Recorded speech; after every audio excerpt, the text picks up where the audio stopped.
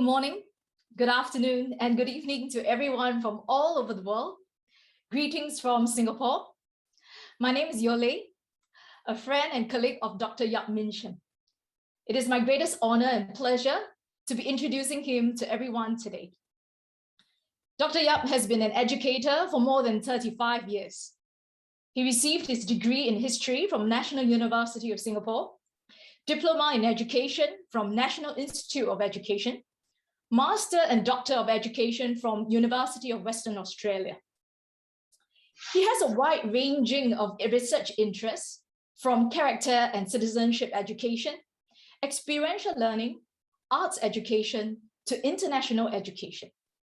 He had also been invited as a presenter and keynote speaker for more than 25 local and international events and conferences. For the first 23 years of his career, from 1984 to 2006, Dr. Yap taught history and was a rugby coach at several prominent high schools in Singapore. He designed and implemented a wide range of experiential learning programs, including academic field trips, service learning, and outdoor adventure. He had also led many prominent education projects, including setting up learning and research centers with direct linkages to industries, managing an entrepreneurship center, and setting up an international high school in Singapore.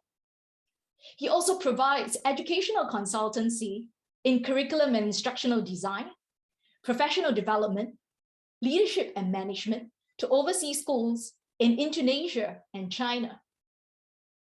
In 1996, Dr. Yap ventured out of education to set up his own business venture for 2 years, which ended in the financial crisis in Asia in 1997. He returned to education with a vengeance, determined to do his part to make education a test of life and not a life of tests and exams, and to realize that education needs to happen not just within the classroom, but outside of classroom into the real world. In 2005, Dr. Yap joined the Ministry of Education in Singapore to hold concurrent appointments as Assistant Director in Character Development and Uniformed Groups. He played a key role in advancing various initiatives in character development and student uniform groups at the national level, including researching and developing the Character Development Framework and administering and validating the National Character Development Award. He also held many advisory positions in various national level committees to advance character development, social emotional learning, and national education. In 2009, he left the ministry to join the pioneering leadership team as the vice principal of an independent high school known as SOTA, the School of the Arts, which focuses in both the arts and the academics. For the next 6 years, he dedicated himself to advance the curriculum and pedagogical integration of arts, academic, and affective, and oversaw the entire experiential education curriculum framework and programs in SOTA. When he left SOTA to join Singapore University of Social Sciences in 2014, he was sorely missed by all the faculty and students who viewed him not just as a vice principal of the school, but a coach, a mentor, and perhaps to some like a father who inspires them to excel.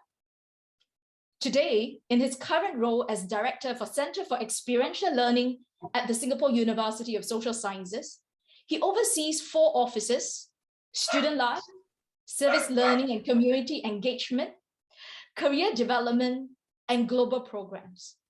I shall not go into the details, as I believe his presentation later will share more about his current work. Now, before I end off, let me share my perspective of what Dr. Yap embodies as an experiential educator. We all know that deep learning takes place when the students care about what they learn. And this is what Dr. Yap inspires. He inspires his students to care and to understand the larger purpose of learning. Now, to close off my introduction, I've invited some of my colleagues and friends to share what they think of him.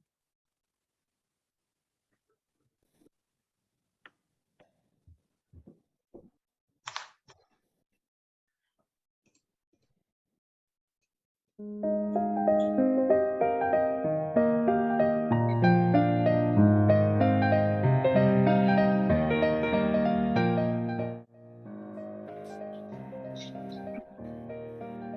my name is Kenneth, and I'm the Venture Builder Lead and also an alumni of SUSS. So I recall very fondly during my time as a student, under the care and guidance of our beloved Dr. Yap, his constant reminder to us as students to treat the time that we have at the university not just as a destination that we're trying to arrive at, which is to get a degree, but really to maximize and truly embrace, learn, and love the journey of being a student. And what a journey it has been and will be for all those that have passed through SUSS, for those that are going through it currently, and for those that will come into SUSS. What Dr. Yap has created is truly something amazing, an evergreen forest of opportunities for students from all walks of life to continuously learn through service to others and to realize that success doesn't just come from attaining an academic certificate, but rather to learn through doing, to realize through reflections that we have from our experiences, and to apply and sharpen our skills in constantly changing situations. Thank you so much, Dr. Yap. Dr. Yap is a person who strongly believes in leveraging the experience to nurture the individual.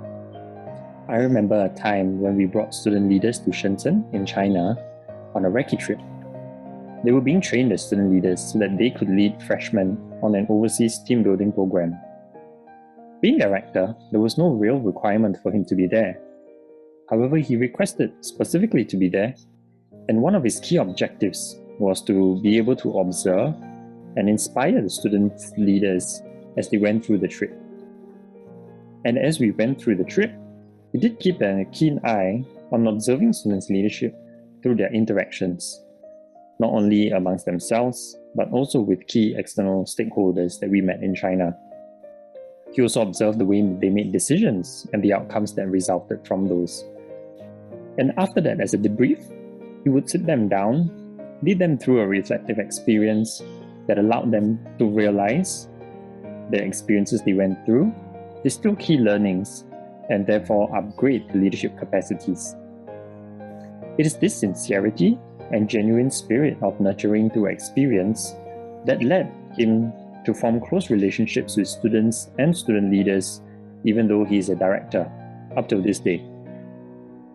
At heart, Dr. Yap is truly a dedicated experiential learning practitioner who inspires those around him through his steadfast belief in learning through experience.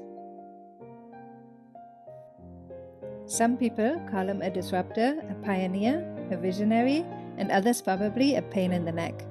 He wanted to start entrepreneurship at SUSS when no one was really believing that our students could actually build companies. Since then, we grew more than 150 student entrepreneurs.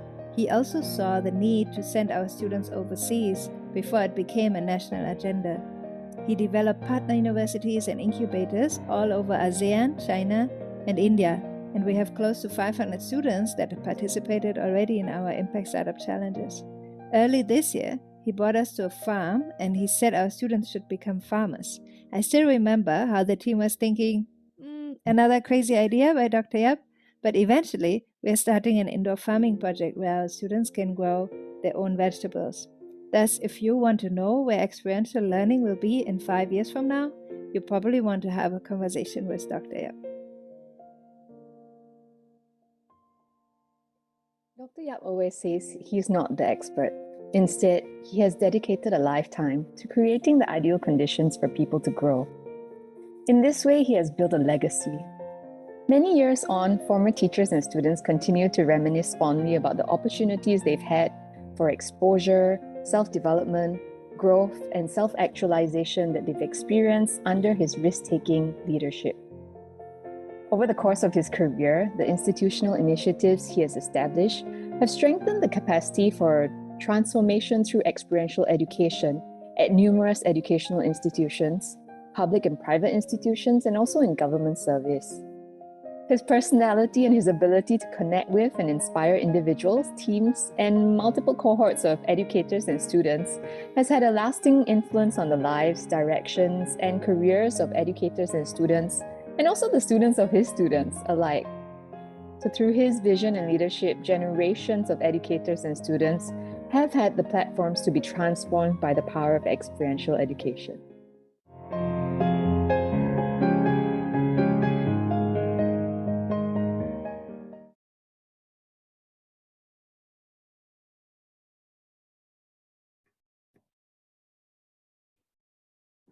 Right, good morning.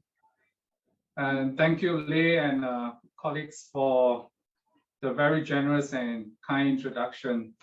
My name is Meen Sheng, so don't address me as Dr. Yap like what they do. It gives me the rashes. And honestly, I'm just a teacher.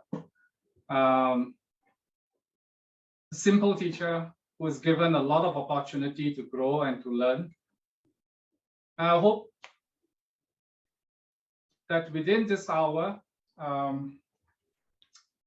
well, first and foremost, I'd like to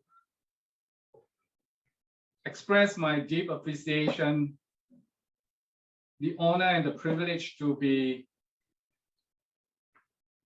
awarded the Marina Ewald and Hahn Address for 2021. Grateful for the opportunity to be able to share to an international audience who are all practitioners in experiential education. I'd like to also take this opportunity to register my appreciation to my team who helped me set up, behind the technology and helping me with the technical support. I have been called BC by them, and that's before computer. I think Yole has actually highlighted part of my career, and you can estimate, make a guess of my age by now. I actually had a script, and I just told Shirley that I decided not to follow the script. And hopefully within this hour, I'll be able to share with you my personal story of discovery of experiential learning and education, and more so my work alongside with the team of practitioners and collectively our effort to promote experiential learning in the context of Singapore, which reflects quite well with the theme of the conference, which is Common Roots, Many Branches. I'd like to begin with a disclaimer that all views and opinions expressed are solely mine, although I'm speaking in my capacity from the university, but I wanted to express that what I'll be sharing and my views about experiential learning and education, or education in general, does not represent that collectively of the university. My personal experiential journey has been impacted very much by my experience as an educator, as a teacher, especially in the early years. And then as a policy actor with the Ministry of Education, as a failed entrepreneur for a short period of time in the 1990s. And I think more important is really the continuous learning as a lifelong learner. But Singapore is a small country. It's a city-state. And some will refer to us as the little red dot because it is how it's reflected in the world map. It's just a little red dot. We are only about 718 kilometers square, total land area, which means that we are about 20 kilometers north to south and 40 kilometers east to west. That's even smaller than some of the lakes in the United States or Canada. We have a population, 5.6 million, out of which 1.7 million are non-residents, foreign talents. The population don't seem to be growing, although we would like it to grow more than 5 million. Education occupies a significant budget at 12.1 billion, which is about 21% of the national expenditure. And sometimes it is even higher than national defense. We are an island not endowed with natural resources. The only natural resource we have is human resource. So the emphasis on education and the human resource capability forms a significant role in the development of the country. And we've gone through different phases in education. In 1959, when we got self-rule from the British, and then in 1965, when we became independent from Malaysia, we were in the survival-driven phase of nation building. That was the time when we started rapidly building schools in Singapore with the objective and the aim of developing our human resource capability. The 1970s right up to the 1990s was the efficiency-driven phase, where school administration, management, school leadership became an important part of the education development. Then as we move into 2000, we went into the ability-driven phase. Well, we recognize that Singapore's education provides high averages. We need to also produce peaks of excellence. Importance of foregrounding character education in developing a more inclusive society and preparing ourselves for a more competitive global environment. And then right now we are actually shifting more into the innovation phase of the education development. I started off my early career as a history teacher at Anderson Junior College. It's a high school. Singapore's education has been a product of the empire, and we have mirrored the British education system. And at the same time, I was the rugby coach, like what Yole has introduced me. And rugby was almost a religion for me at that time.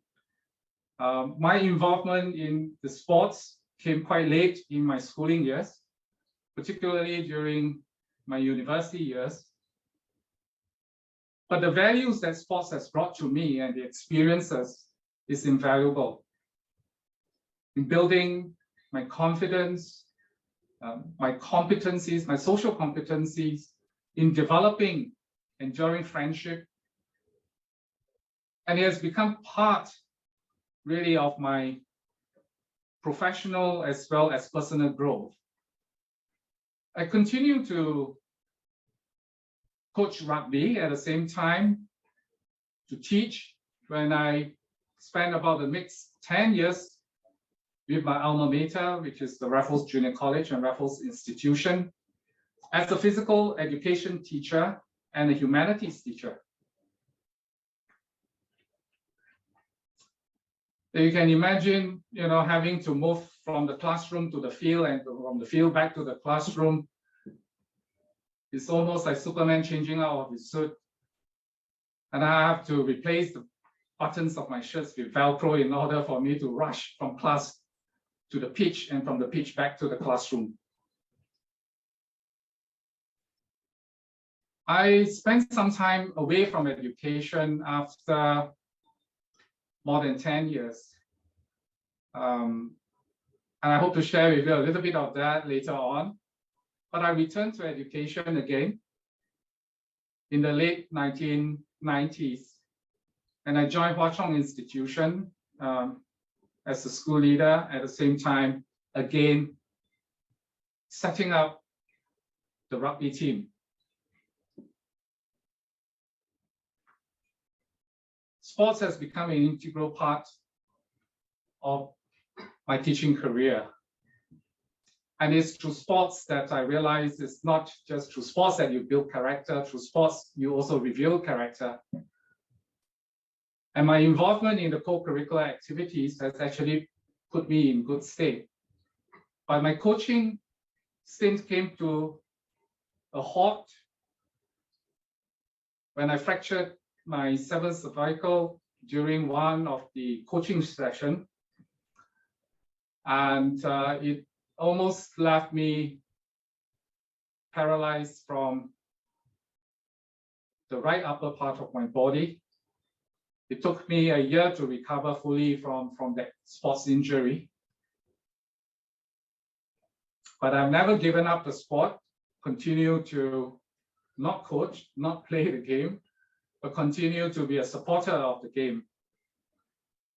The experiences during my teaching career allows me to move on to higher leadership position within the Ministry of Education when I joined the co-curricular activities branch at the Ministry of Education.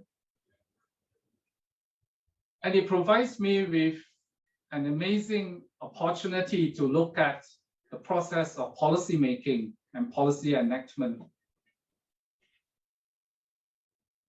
I was given the concurrent appointment as the Assistant Director in charge of character education or character development, discharging the administration of the Character Development Award.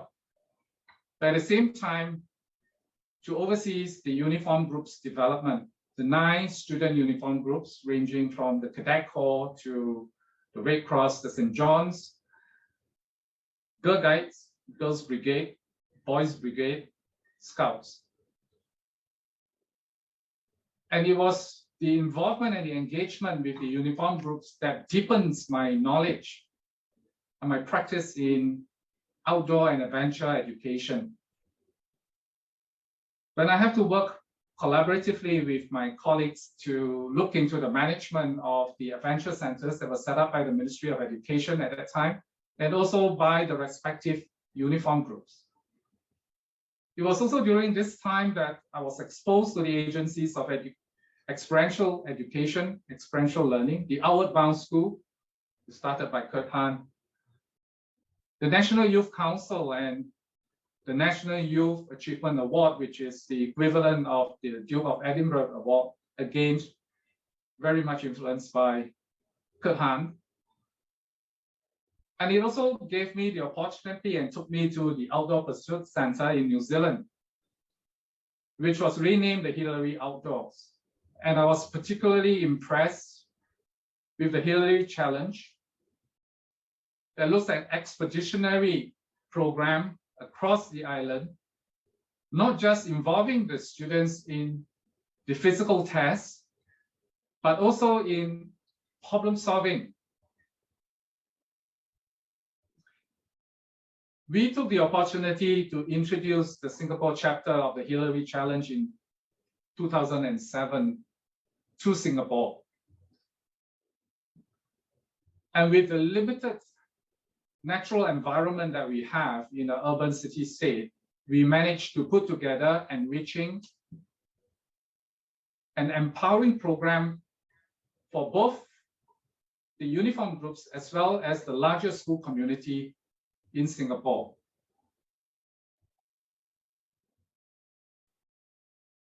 My next experience or impact came from the time when I became an entrepreneur.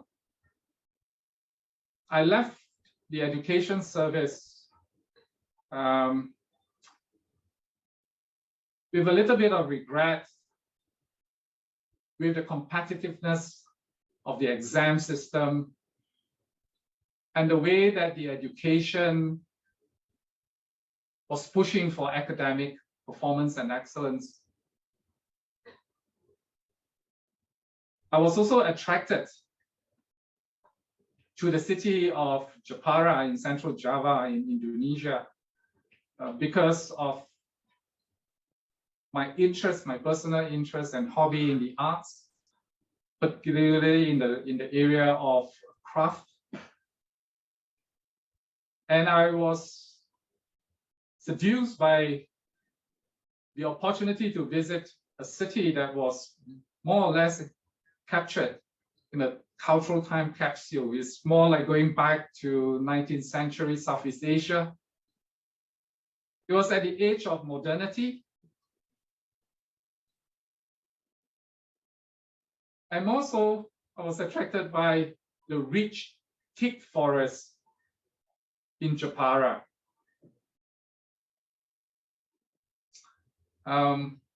There was also the time where I was introduced or confronted with the underserved community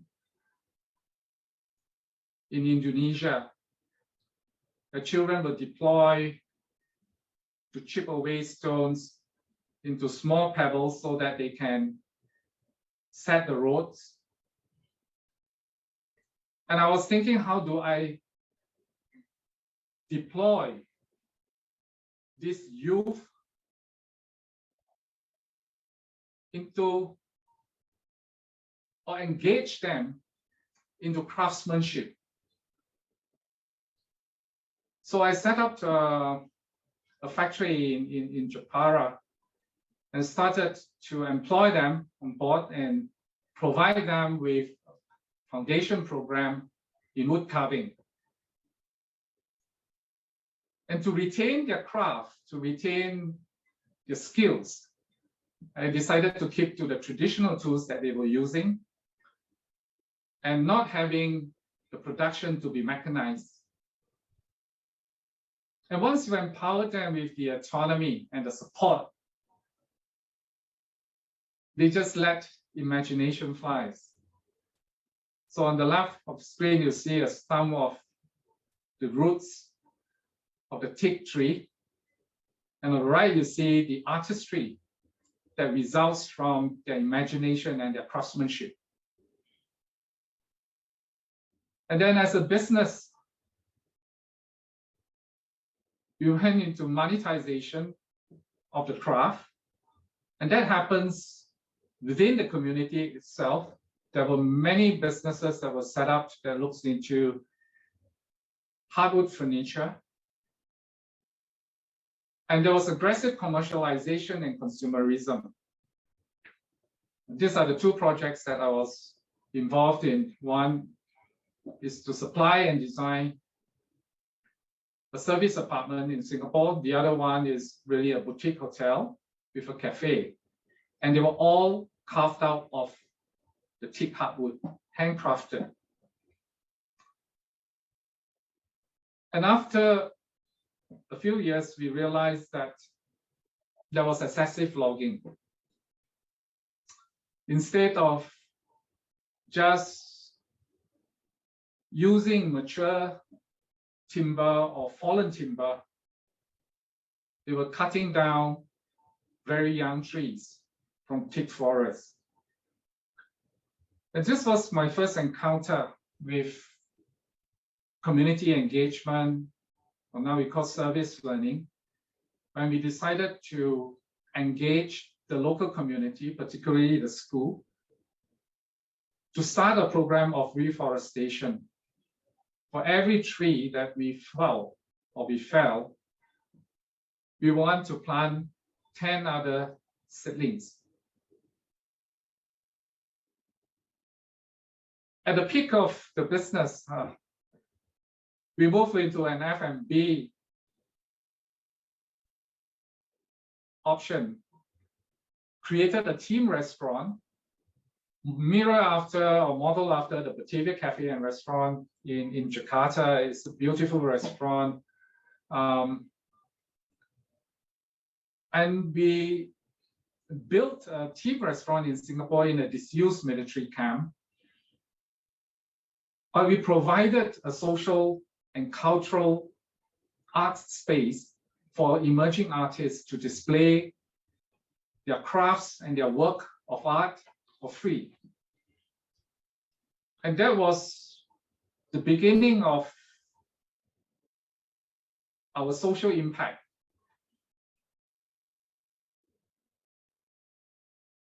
But unfortunately, the entrepreneurial dream came to an end in 1997 following the financial crisis. Personally, I lost everything that I've invested in the business,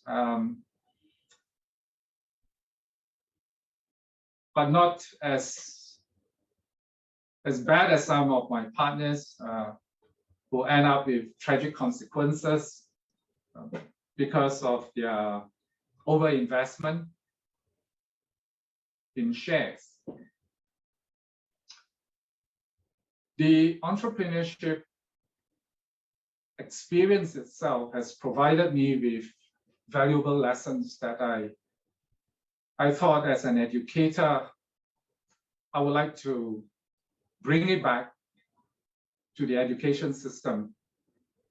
For one, as a history teacher, I learned that we never really learn from history.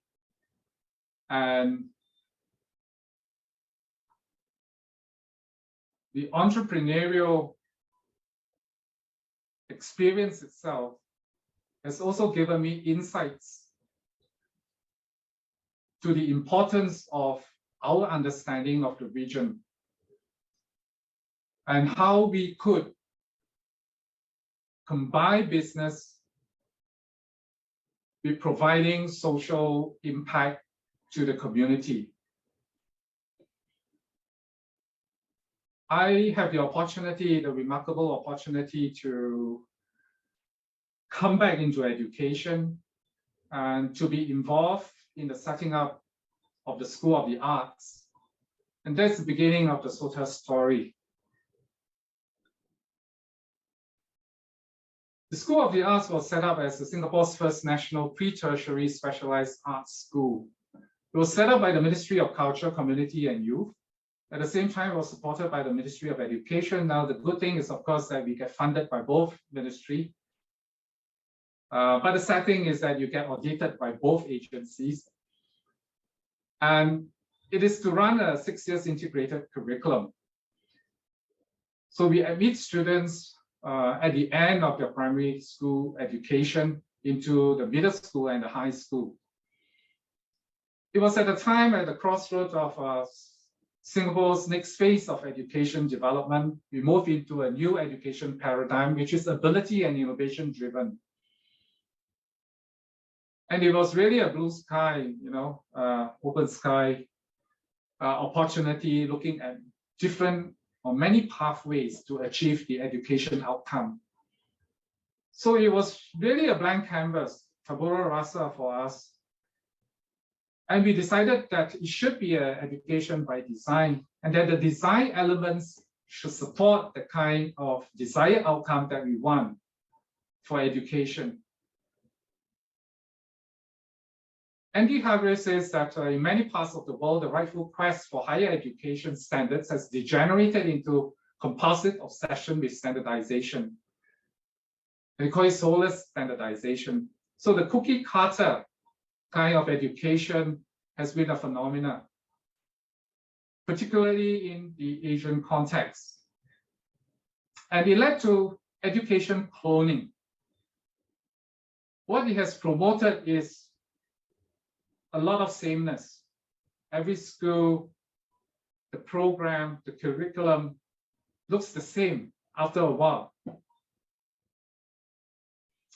What we hope to do with the blank canvas is not to treat it as an inheritance, but to really look at invention.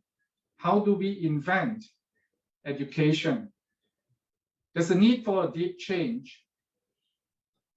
And the opportunity was right for us because of the Renaissance City Plan, or the Renaissance City Report was published in Singapore, that there was a push, a drive, a strategic imperative to make Singapore maybe an arts and cultural hub of the region. And for the first time, the arts curriculum came into the foreground.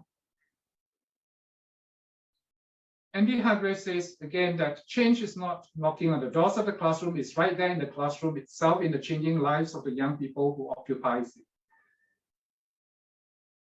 It's the same situation in Singapore, where we begin to understand that with the new generation, as the country progressed and developed and became affluent, the basic needs are met, and we are now trying to meet the aspiration needs of the young people. So we ask ourselves, how do we then construct the kind of experience? How do we actively engage the students' learning? And can we experiment with education to provide a different experience from the mainstream? And we decided that it should be an education in and through the arts, in the arts and through the arts. But the greatest challenge is really for us to convince, particularly the parents, that the art school, SOTA, is not like FAME. Neither is it going to be High School Musical or Glee,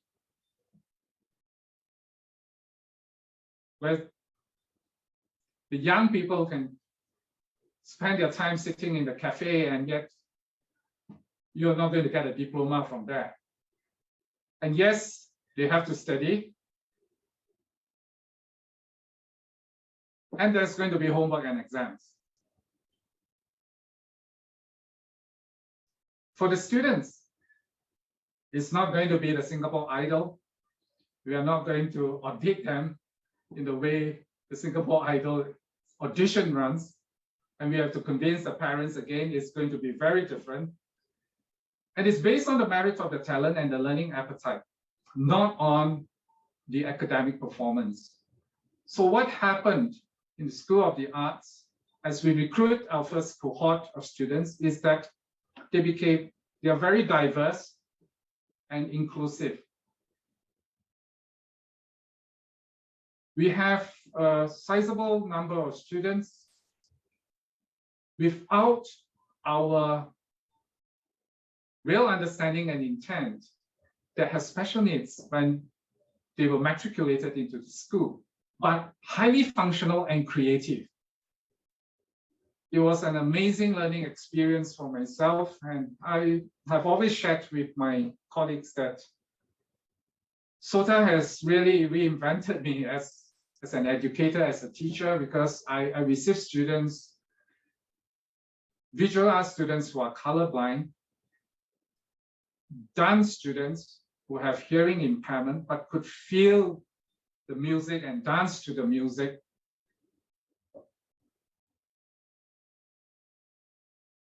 And I have students with Asperger syndrome who are suffering from autism. And how do we then include them into the curriculum and the school environment and the school community? So there's a lot of customization and personalization of the learning. The curriculum itself has to reflect the profile and the demographics of the students that we are having. And so we ask ourselves this essential question: are we designing the curriculum for the students to serve, or are we designing the curriculum to serve the students? And how do we maintain an equilibrium, a balance of the arts, the academic, and the affective to provide a holistic education? So we decided that the education should be a praxis rather than a product or practice, which involves critique and the reflective processes. And it has to be a fixed curriculum augmented by a fluid curriculum. The fixed curriculum to be impacted and influenced and inspired by the International Baccalaureate. And we adopted the International Baccalaureate Diploma, not as a terminal examination, as a means, but more as a means to an end rather than an end in itself. Because the IB celebrates the arts, it celebrates the learning processes. And more importantly, when we adopted the IB, is because it celebrates Kurt Hahn's philosophy of personal leadership, service, and adventure, demonstrated in the core subject of CARES, creativity, action, and service. It resonated very strongly with the team. For the fluid curriculum, looks into the specialized arts, which has a 5-strand: music, dance, theater, visual arts, film, and media. And how do we, again, not treat the arts subjects or the arts disciplines in silo, but to look at arts holistically as an experience at the same time as a being. So the integrated arts program was introduced together with a borderless learning unit that helps our students to traverse to different experiences with different specialized arts schools globally. And then the development of the interdisciplinary units. So we devised a connected curriculum that is connected across disciplines, connected through the new media, and connected to the local community. There's good intersection between the discipline and the arts. For example, we introduced organic chemistry with visual arts, physics and dance, where the physics teacher and the dance instructor came together to devise a curriculum. Like the center of gravity during the lessons where the students were doing the pirouette, or sequencing in mathematics and music. For science and theater, experimental theater, improvised theater, and science. The whole idea was to develop not just the right brain and the left brain, but the whole brain. And we always tease the student that the last thing we want is an artist with no brain. And it's also to provide an album picture of the individual rather than the snapshots. As for the pedagogy, we decided that the process is more important than the product. So we asked ourselves, are we going to measure the output, or are we going to enable the outcome? And we need to promote the understanding of the craft, to put rigor in the foundation. And the aim is to develop the artistic dispositions rather than just arts knowledge and content.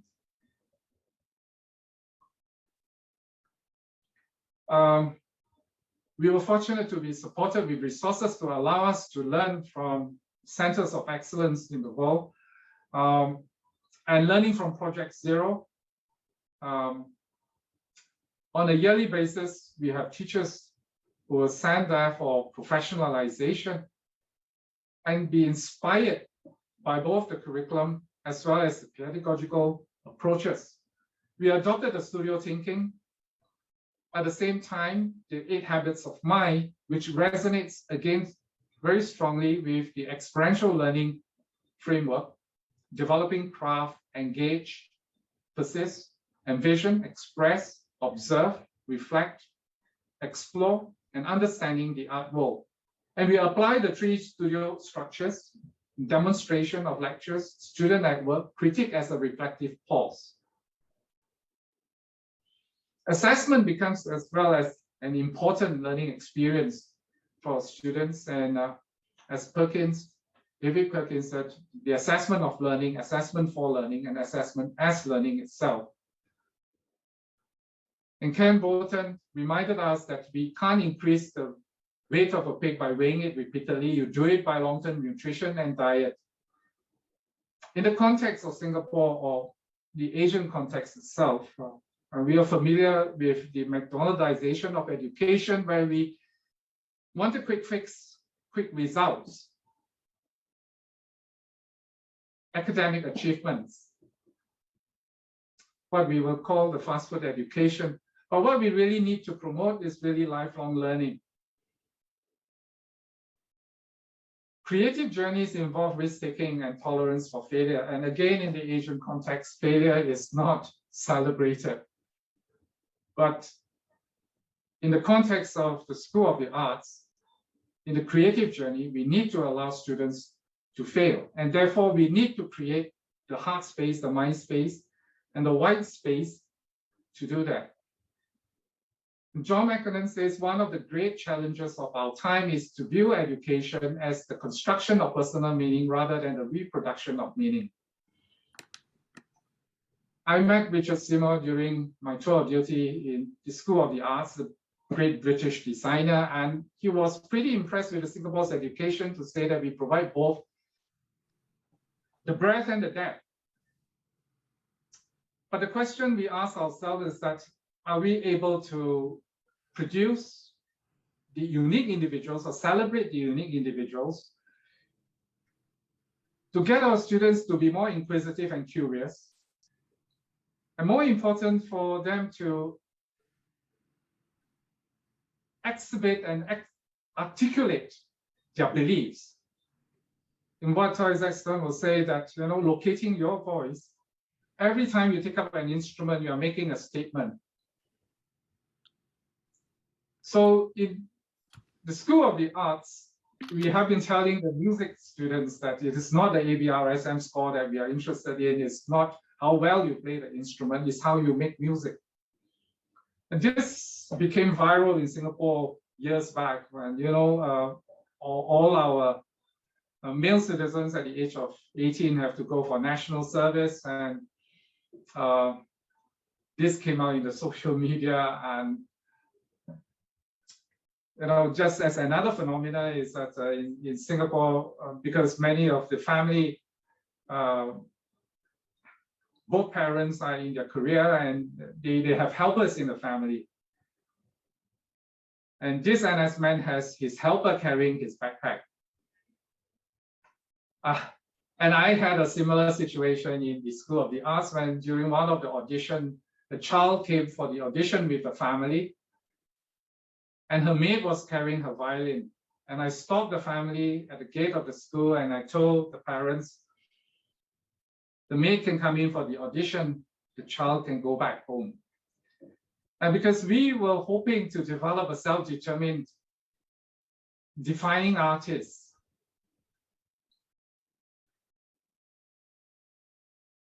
and the arts involve reflective practices.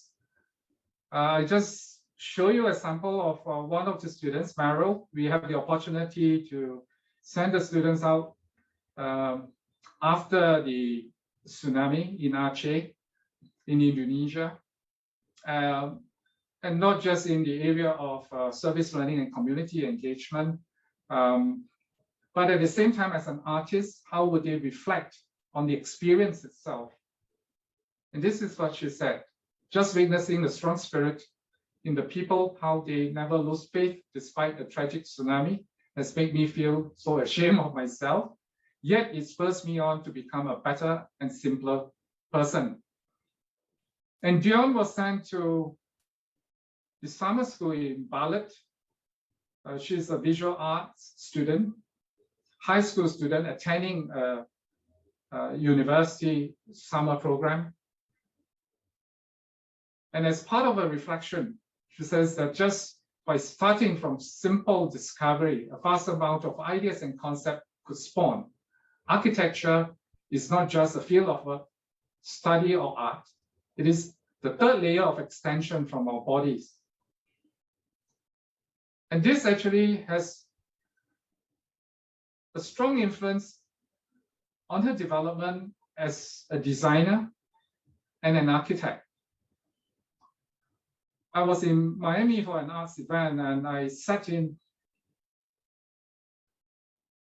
a workshop that was conducted by Branford Marsalis, jazz musician, and he was conducting a workshop for a group of young talents who were trying to impress him with their music. And I recorded this, what he said. if you just play for the applause, then you are placing your happiness in the hands of the audience. It was a very powerful statement because it again emphasized on our desire to get the students to develop their personal renaissance. Educators, teachers are the agency. They're the most important in delivering the curriculum and the pedagogy. And there's a separation between instruction and inspiration. So we decided to hire a hybridized team of teachers who are artists in practice and were interested in education. And it became a community, a huge community of practice. There's reprofessionalization that is required because in the context of Singapore, most of the teachers will have a single career in their life after graduating from university. They go on for teachers training and they get posted into school. And what we really wanted to is to be able to provide a myriad of experiences so that we can actually take our lived experience and turn them into lessons for our classes. I'm glad to say that the Ministry of Education has taken on this agenda and they have been sending teachers to sabbaticals, to attachment to community and to the industry from then. The place itself is an experience. The place itself offers opportunity for experiential learning. SOTA was designed as a laboratory of creativity with the permeability and porosity of its building, of its infrastructure. The upper level for interaction and cross-fertilization of the internal constituents, and at the lower level, it connects with the entire public and community and at different strategic ages to provide interactive spaces for placemaking. The building also provides the content and conversation rather than just a physical artifact. So we design a concert hall, again with the resources from the government. It's a box within a box with amazing acoustic for recitals and for choral, drama theater, a black box that celebrates and exhibits experiential theater, experimental theater, art gallery for the students, not to exhibit their artwork, but also to curate exhibitions. I'm just going to share with you another remarkable opportunity I have. I left the School of the Arts and joined the Singapore University of Social Sciences. As the newest university among the 6 autonomous universities, we call them autonomous universities. They are public universities sponsored by the state and the Ministry of Education. And we are the youngest university. But we have a very different student demographics from most regular university, having a very small full-time cohort, but with a large part-time and CET cohort. And that determines our learning ecology that provides a cross-section and a microcosm of the community and society. And it also determines our learning architectures to provide cognitive depth, life skills, learning extension with an enabling environment that we design strategic programs, have flexible pathway, and interdisciplinarity and real-world learning. Interdisciplinarity and experiential learning forms a significant role in the curriculum itself, aligned to the 3H philosophy of the university, which is the head to apply, the heart to serve others, and the habit to continuously learn. We were concerned about the proceduralization of learning because we are the recipient of the products of our school system, and we have been receiving students from the high schools and the junior colleges, and we understand that the linear education and the process it involves has to be re-examined in order for us to break away from the artificial divide between school and life. The other concern we have is that in the 56 years of nation building, Singapore has enjoyed considerable economic growth, political stability, and social harmony. But this has bred certain sense of entitlement and complacency among our young. And we became victims somehow of our own success. And this development in an artificial bubble doesn't serve the young people well, as we are confronted with the challenges in the global environment, and at the same time, our competitive edge in the region. In the age of democratization of learning, and where access to content is free, experience becomes the key.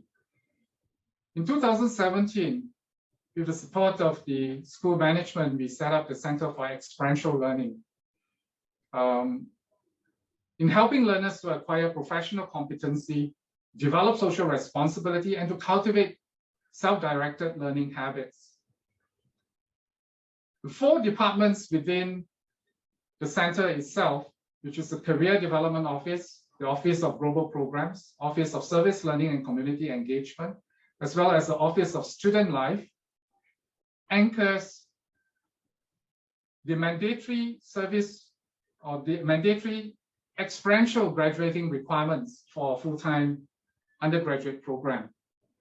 And these are the service learning and community engagement across the 4 years that they have to journey with us in the university. It's compulsory for our students to have an overseas experience, work attachment to the industry, minimum of 6 months, student team building to build a common experience, and introducing them to the foundation of dispositions and skills that they require in their education journey, and to maintain an e-portfolio, which acts as a repository of their learning, showcase of their learning artifacts, and more importantly, as a platform for their further and continuous training. It's mapped into their study plan, structured across the 4 years of the roadmap, their learning roadmap. And there are mandatory prerequisites for each of this program or module. For team building, for example, we have the students to go through the module on risk assessment and management system. They learn about the foundations of community engagement, and before they go on to work attachment, they have to attend the compulsory module on digital and data literacy, sustainable development in the workforce, and engaging responsibly with artificial intelligence, machine learning, and entrepreneurial mindset. This is to prepare them adequately to take advantage and account of the experiential learning opportunities that are offered to them in the curriculum. All these opportunities, learning experiences, cannot be done without the profits of a success. The CL team itself is made up of professionals practitioners from the different industry and from the community.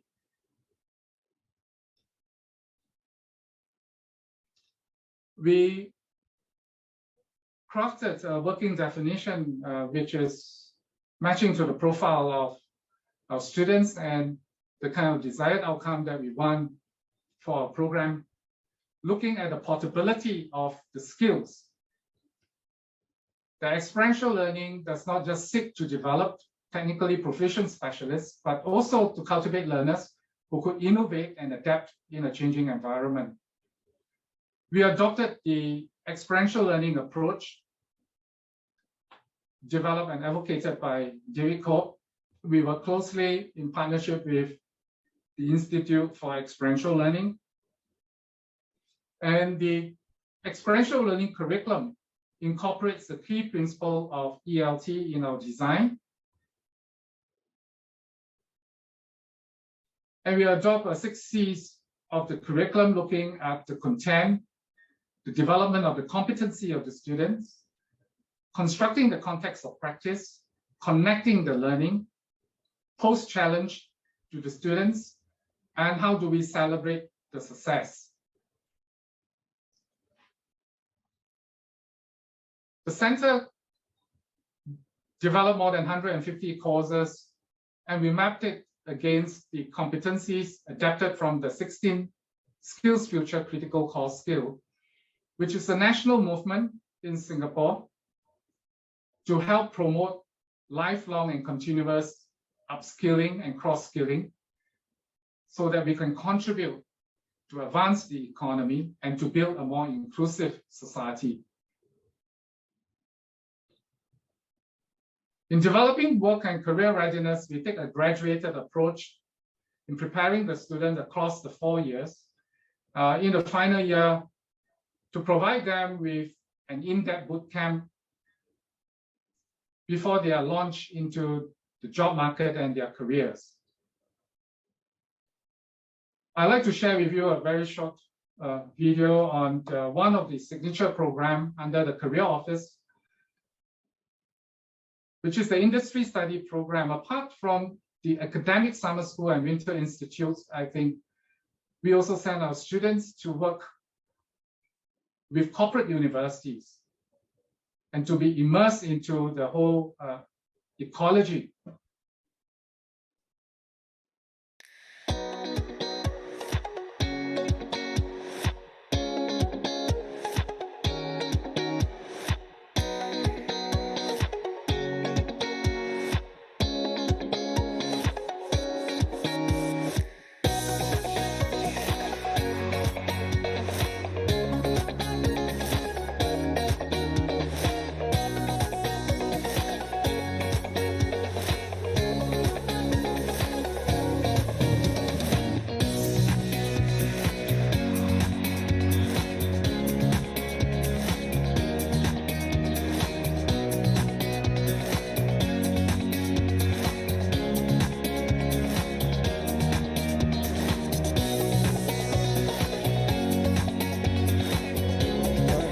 Today is the 6th day at Alibaba.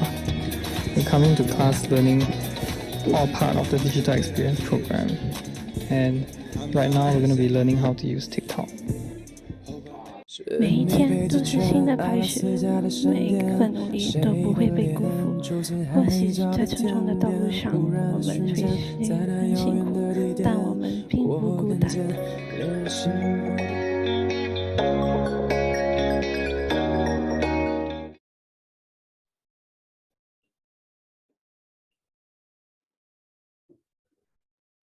Entrepreneurship is, of course, been introduced into the curriculum in Singapore University of Social Sciences, but not as an academic program.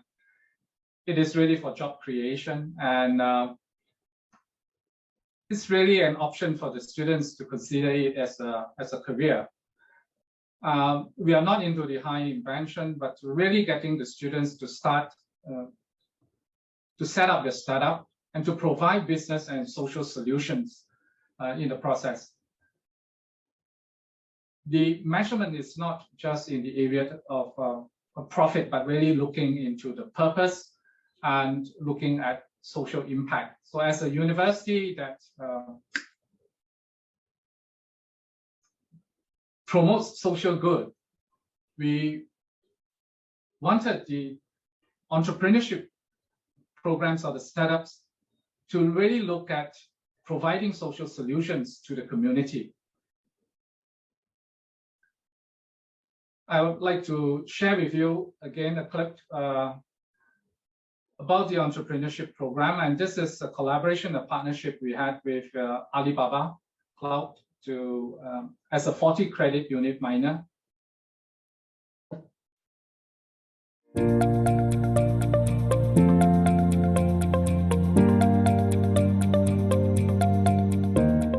The Alibaba Cloud SUSS Entrepreneurship Program is for students who already have a working prototype or a startup, and they can enter this program through going through an interview process. Once you enter the program, you get access to mentors, to investors, to people who help you to bring your startup to the next level. Once you get funding, you pass the minor in entrepreneurship or certificate, which is a 40 credit units program, which is free of charge. It's great. It's good to see that so many young talent join this program, and by using our technology, I'm happy that we can use our technology to enable all the startup in Singapore. I'm quite happy that we entered into this collaboration with the SUSS last year. As I mentioned in the opening, that we do have a few programs coming out. The ones I've seen today have been some of the strongest I've seen my entire time at Golden Gate Ventures. My advice for a young student would be do it while you're young, fail early, do it again, fail again if not, hopefully not, and keep going until you succeed. I think the program is a very holistic program that offered advisory as well as networking opportunities, as well as information on like cloud computing. All these things really came together to provide me with the information needed as a startup. I think all this is really important. It's actually giving us very solid suggestion to adopt our business in Singapore locally. So it's very important. Without the suggestions, advices, we cannot be, have physical kiosks to be rolled out in Singapore. I think as a young generation, you need to think big and don't afraid of, thinking of creating something new. And obviously, there's a lot of challenges when you're thinking of something, especially come down the cost, living of cost, everything. And a lot of people challenge on your ideas. Don't afraid of it. Share your idea as many people as possible, and let people to give you suggestions and comment on your business model. Then you'll be accomplished and be perfect in someday. I really like it how is that we get the opportunity to know more about business through this event, because in school we don't have the opportunity to actually learn about how this business model actually works. So I think like having all those preaching sessions, we actually get step into this business world, and I think it really helps me to develop my interest in the entrepreneurial sector. This event is really eye-opener for us. Yeah, so I would like to attend more of these events in the future. I'm able to meet all the like-minded people in the same ecosystem as me, so they can share their value, experience with me. I can meet with investors, I can meet with a lot of mentors, expertise in the industry. If you want to be an entrepreneur, do join us now because the program is totally free.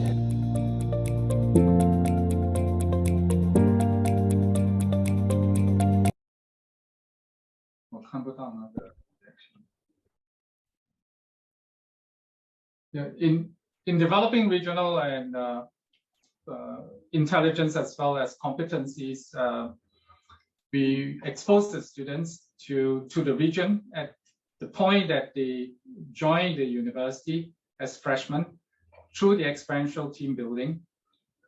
They have an opportunity to go for short immersion program through the overseas experiential program, to serve abroad under the global service learning, and the regular summer schools and winter schools and students exchange, and also to work abroad over a period of 2 to 6 months, or even up to a year, particularly in the region of ASEAN, China, and India. And even during this period of the COVID pandemic, we aspire to provide students with the opportunity to connect with their regional counterparts. And I like to share with you the next clip on the program that we designed called Converge.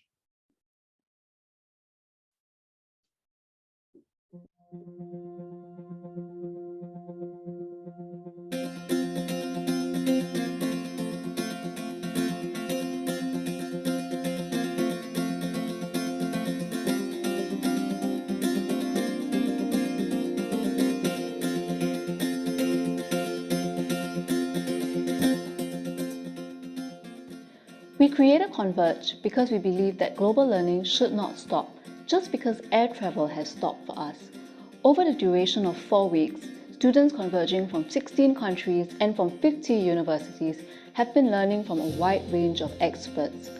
This extreme crisis calls for extreme innovation. No matter your country, we all have a part to play in strengthening our societies.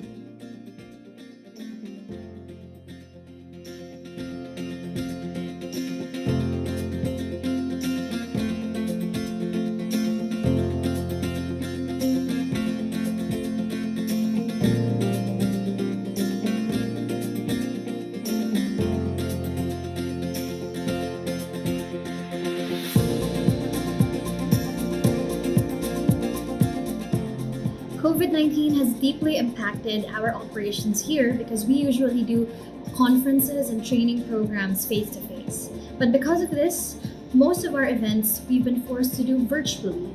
The only problem is that there's a very wide digital divide here in the Philippines. Millions of students and young people don't have access to digital devices, a good internet connection, and even electricity. Because of this, we're forced to come up with solutions, such as using low data and low cost interventions that students can actually use, maximizing the use of social media for our projects because platforms like Facebook are free for mobile devices here.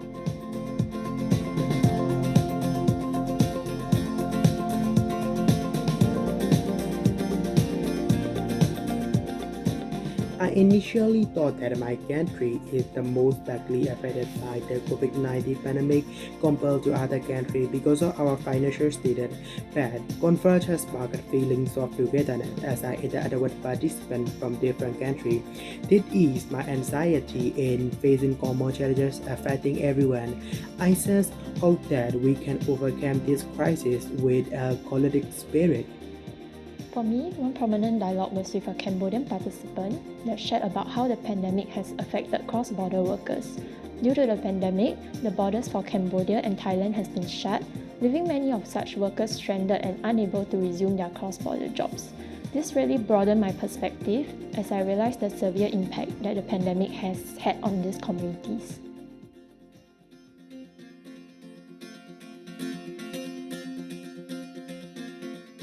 Converge has truly served its purpose of bringing international youths together onto a common platform to discuss and exchange views and perspectives on issues concerning us. I am very thankful to the Singapore University of Social Sciences for providing me with this amazing opportunity and helping me to have a wonderful journey.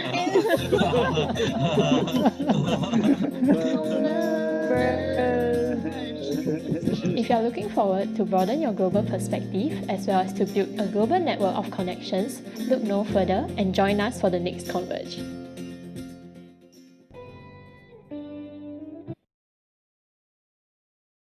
The service learning and community engagement is a mandatory requirement for us, and we have developed, the office has developed about 7 pathways for the students to achieve that, from community service learning to global service learning, social entrepreneurship, community engaged courses, applied research, engaged projects, as well as internship.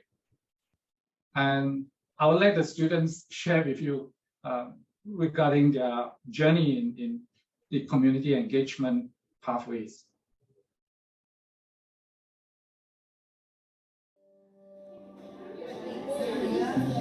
When we're engrossed with our own lives, we cannot see these problems surfacing within our own community. When student volunteers work with us, they are our advocates and they are our marketing manager as well. For us, we like volunteers who come because they want to come and do. They want to spend that time to volunteer with us. So initially when I just started volunteering with them, I thought that it would just be me going down to help them out in whatever they want. But in fact, I actually learned a lot from them. After hanging out with them, my impression of them actually changed really drastically because they're actually one of the most independent, forward-looking and driven individuals I've actually ever met.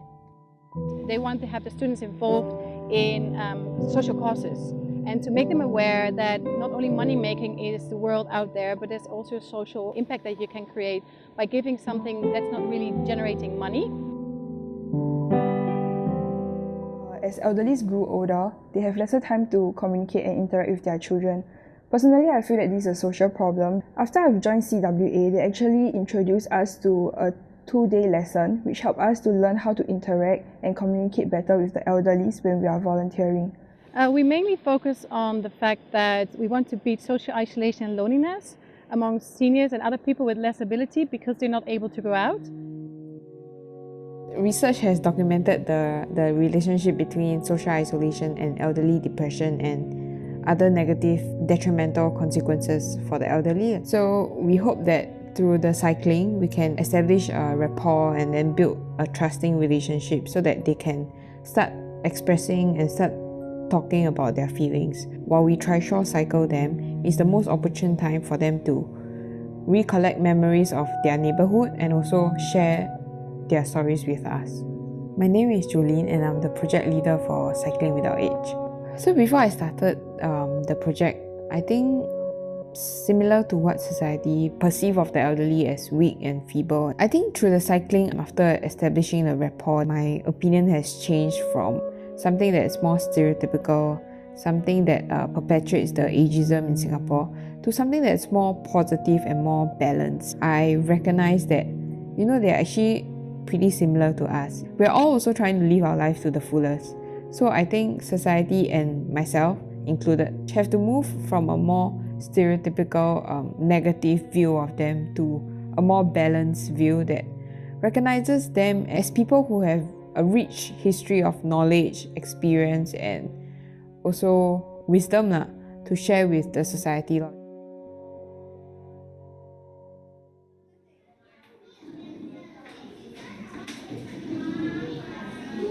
I'm Farrell. I'm a Year 2 Human Resource student at SUSS. Currently, I'm working on this project with Failure Student Care Services at Chua Chu Kang. So we come in to provide tutoring services for them after their school hours.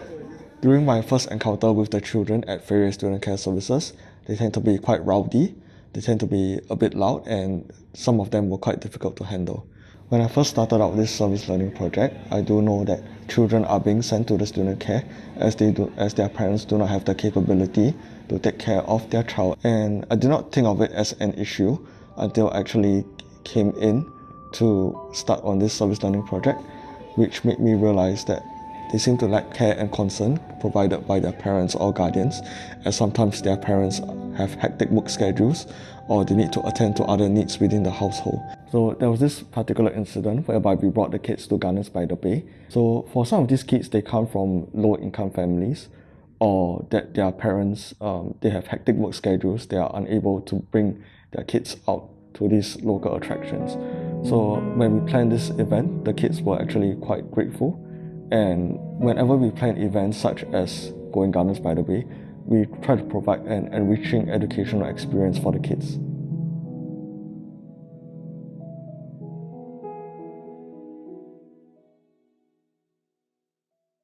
Hi, my name is Amirul. I'm a second year HRM student at SUSS.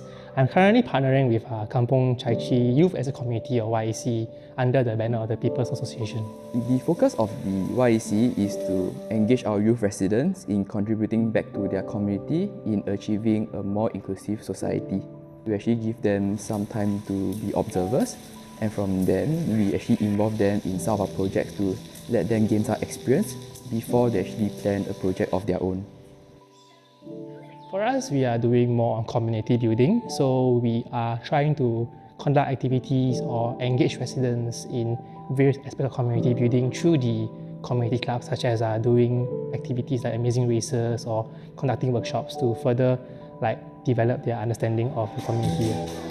We are working together with a variety of groups from seniors to adults to even young children and teenagers, or even yet families as a whole. I guess I gained from this experience better understanding of my own leadership and how I can improve further as a leader, while at the same time I better understand how the community is and how people bond together as one.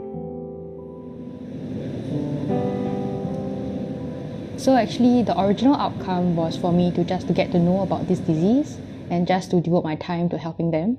But now after prolonged getting to know them, my outcome now is to really get to know them as individuals instead of just knowing their disease. Hi, my name is Jovi. I'm one of the co-founders of MDSG, which is Muscular Dystrophy Service Group, and we are in collaboration with MDAS, which is Muscular Dystrophy Association of Singapore. The Muscular Dystrophy Association provides care and support for people with muscular dystrophy and their families. Because muscular dystrophy is a severe condition, it's life-threatening and it's very disabling. Despite this, we provide a whole host of programs and activities so that our members can live life to the fullest. So with the help of volunteers, it makes things possible. For us, we like volunteers who come because they want to come and do. They want to spend their time to volunteer with us. And not just for that period of a few months, but for a period of a year or more. So with that kind of relationship, it builds that kind of bond with our members. Then they end up as friends. And I think that's a better learning point of being involved in volunteering. Hi, my name is Desmond Lam. I'm a 19-year-old and I play boccia since 2016. I've worked with him since 1+ years ago, and I've seen how he grew from the start. So he used to shoot the balls all around the court everywhere, but I've seen him grow in accuracy and focus, and he became more confident in his playing. So I feel very happy to help him achieve this goal. Hi, my name is Mika. I'm 24 this year. I'm studying at SUSS. I've been volunteering at MDS for about a year plus now. And what I do is I train with Desmond as an assistant for the boccia games. The aim of the boccia game is to get close to the white ball as possible. So I work as his partner or assistant to work as his hands and legs to move the ramp according to his whatever he tells me to, and he's the brain and eyes to see the court, because I'm not allowed to see the court as an assistant. Then with these two things, we work together very cohesively to achieve the goal. At first, we didn't know much about each other, but after I told him how the boccia game rule works, he became my assistant already. We're all very blur about the game, so we don't know what's happening sometimes, and he had to tell me things, I have to tell him things. Over time, we had a lot of training together, so we keep running through the same thing again and again, because training is all about practice and practice. So we train with the same games, and then slowly I figure out what he wants and he figure out what I can do. So that's how we sync together very well. That's how we end up achieving a bronze and silver medal together. So it's like a good achievement to me and him.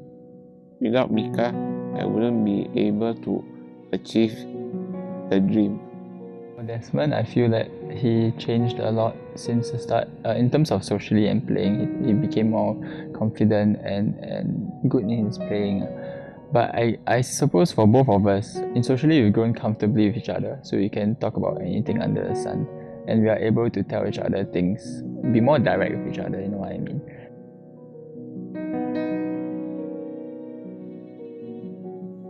When I was young, my parents would actually bring me down to Sungai Buloh Nature Reserve ever since I was a kid.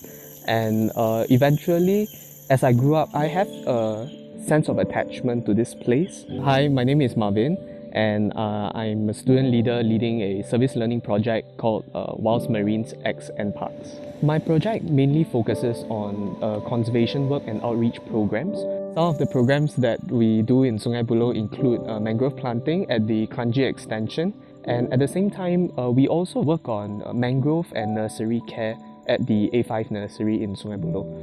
Specifically for Sungai Buloh Wetland Reserve, we are the only legally gazetted wetland reserve out of the 4 nature reserves in Singapore. Thus, our main job is really to promote wetland conservation, to act as a refuge for the biodiversity in terms of wetlands and migratory birds in Singapore. One of the main strategies for conservation of our natural heritage for biodiversity in Singapore especially is to work very closely with the community, because it is through nurturing the common stewardship of our biodiversity and environment that we're able to protect them adequately. So students, volunteers are actually one of the very important components that we work with, especially from the higher learning institutes where these students are more independent. They can also help us to lead community-related programs where they can bring elderly, they can bring children out to enjoy outdoors. One of the upcoming projects that we have at the moment is actually a program curated by SUSS. It's called Let's Go Jalan Jalan. The program is about creating outreach and some basic education on understanding why we conserve mangroves. For this program, we are actually providing a guided walk to the elderly community. I think it is really important for us as individuals to understand the whole process of service learning. It's not about doing labor work or extending our efforts for some of the programs, but in addition, we ourselves need to be aware of what are some of the learning opportunities that the community can offer. And I think this asset-based approach will make any service learning a very meaningful one.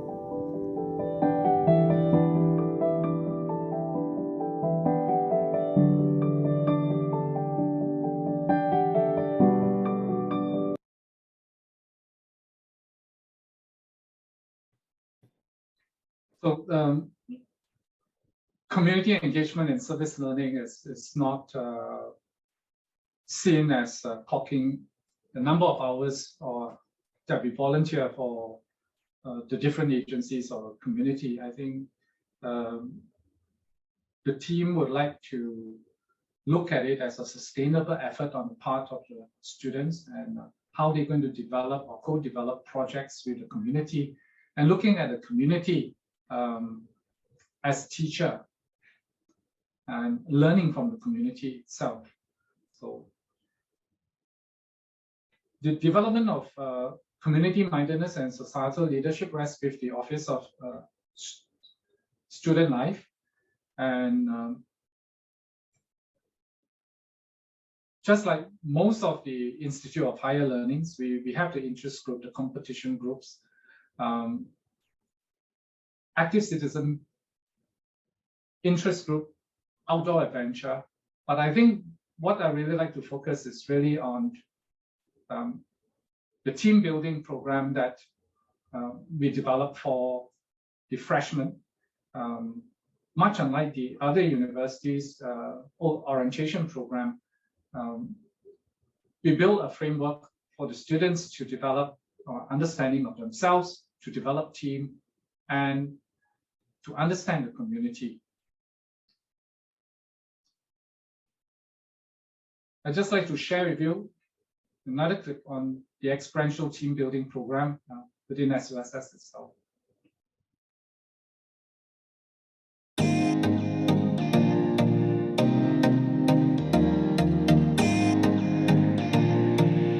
With ETB being held face-to-face in an interactive manner, it was a good break from the new norm of having classes and other activities virtually.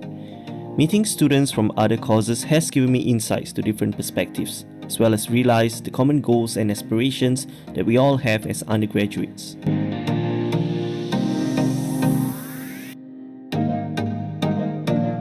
My greatest takeaway from ETB would be learning more about myself. I believe discovering my strengths and weaknesses allows me to excel better in assignments, and I also know what type of help I can offer as a team player. And I think having to know this will definitely enhance the team's effectiveness and the quality of work that I produce.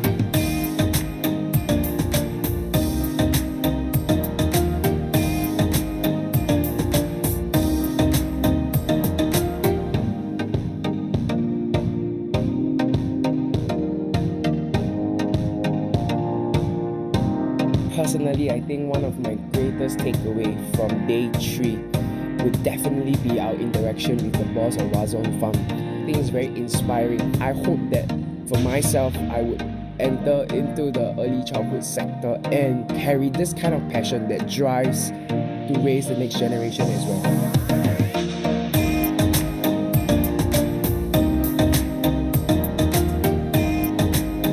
I discovered so much about myself through self-reflection and the process of sharing my true self with my group mates. Even though I felt very vulnerable, the activities allowed me to look back at what shaped me to the person I have become today and to see myself for who I really am. It was refreshing to hear personal stories from my group mates too. Overall, I feel that I've grown to have a deeper understanding of myself and I'm learning to accept myself for who I truly am.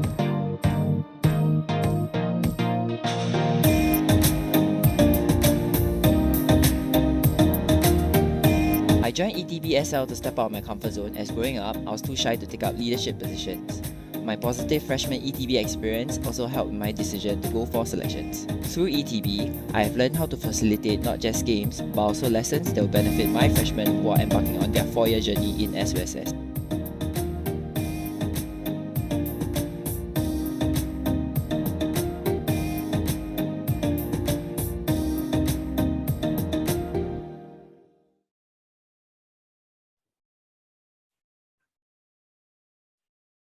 We developed the e-portfolio to support the students' learning. I think it's a tall order for the university and for the Center for Experiential Learning to say that we wanted to provide the support not just during the 4 years of the journey when the students are with us within the portal of the universities, but really beyond that, and to support them for life. So the e-portfolio was actually developed for the students to be able to document and populate their experiences in the area of the college achievements, both academic as well as affective, particularly their leadership moments or the narrative that they can provide. In the area of career readiness, for them to identify their career anchors and enablers, and also for them to document the skills that they acquired during this period of preparation, and active citizenships for them to demonstrate, at the same time to exhibit the community involvement, the community engagement, and also for them to extend that into social action and advocacy. And I think most important and instrumental of it all is that the e-portfolios is actually a platform that serves to support the student for life at different point of their life stages. We were able to track and to alert them to continuously learn, providing them with the opportunity and alerting them on the programs and courses that we have designed from different stages of their personal as well as professional development. Singapore is not spared, just like the rest of the world, from the COVID pandemic. And last year and this year, we decided to host a conference to really reimagine what experiential education and experiential learning means to all of us. While we cannot remove ourselves from the high touch or the physical interaction, and we can't replace that, what else can we do? Not to compromise on the desired learning outcomes by looking at maybe perhaps engaging more immersive technology in providing that kind of environment, learning environment and support, and at the same time, the experiences that our students can continue to learn experientially. In summary, I just want to share with you, it's a collective effort on the part of the entire team, not just myself, over the years to cultivate and to foster experiential education in Singapore and in Singapore context. And the kind of experiential learning culture that we hope will permeate through not just the Institute of Higher Learning, but to the education system in Singapore itself. So it has to be applied where theory meets practice. We build personal and professional competencies in the process. The curriculum needs to connect across discipline through technology and to the community, rather than being just reacting to the disruption. We need to disrupt, challenge conventions, create new propositions, lead social change. Experience is a significant part of personal and professional growth. I think in the context of Singapore, it's always about being future ready. And what does it mean to us is really looking at our past assets as hindsight, engaging the emerging trend with insights, and to prepare ourselves for the unborn opportunities with foresight. And for students not to just concentrate on their current self, but their future self.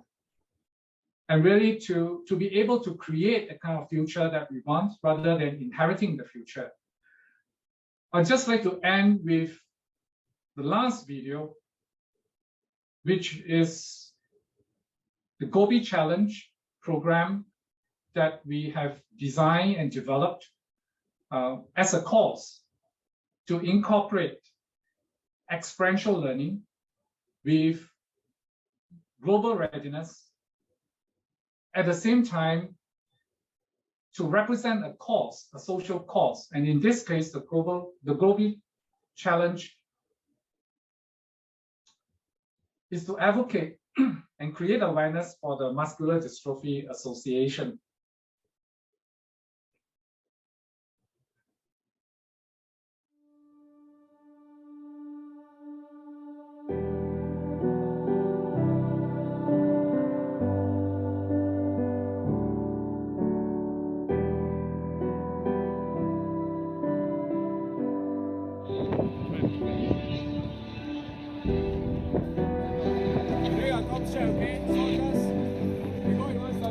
Trekking off the desert for 112 kilometers over 4 days. So I thought, yeah, that's pretty cool. After the 4 days, I feel that there's a progression in which I get from bronze to gold medal. It's a time for me to declutter myself and to somehow rather to know more about myself. And then I started thinking if this is really who I am, someone who can't step out of my comfort zone. It was quite tiring for me, and there were points of time that I wanted to give up.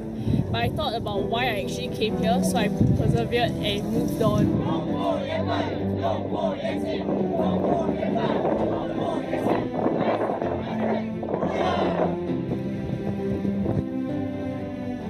I made new friends along the way, and I felt that I've learned a lot of things from them.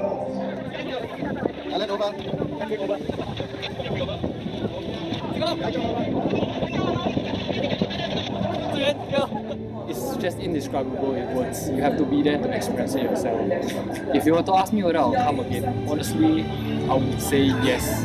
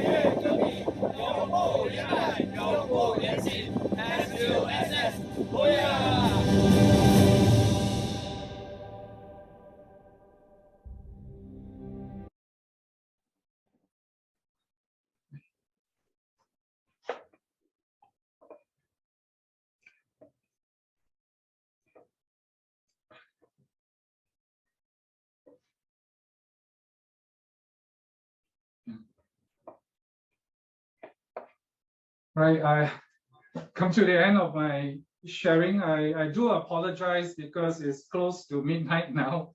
There were times that I was rather incoherent. I think I beg for your forgiveness and understanding because I was really past my bedtime, and there were times where I have to blank the camera in order to just go and wash my face and come back, and this is really the first time that we are participating in the AEE conference, and it's such an honor.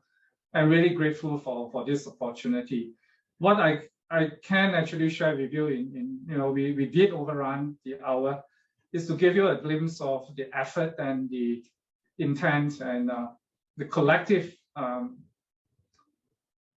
effort on the part of the practitioners here to foreground and to introduce experiential learning into the education.